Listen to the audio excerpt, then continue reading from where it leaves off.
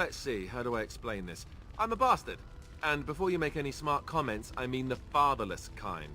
My mother was a serving girl in Redcliffe Castle who died when I was very young.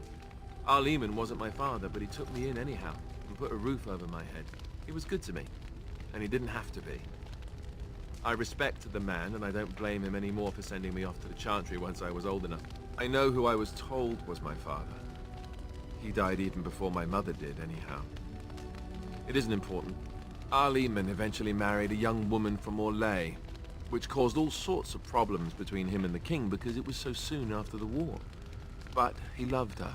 Anyhow, then you, Alistair, resented the rumors which pegged me as his bastard. They weren't true, but of course they existed. The Arl didn't care, but she did.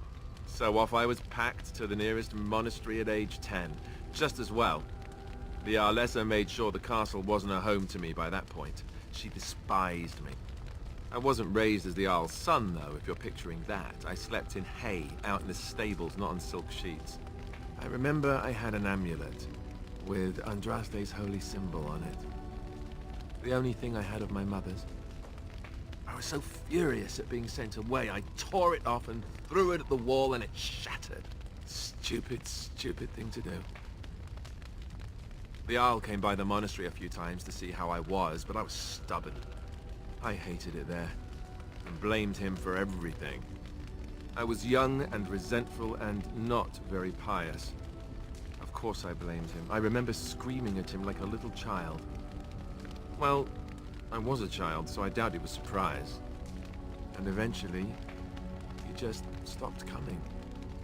But maybe all young bastards act like that. I don't know.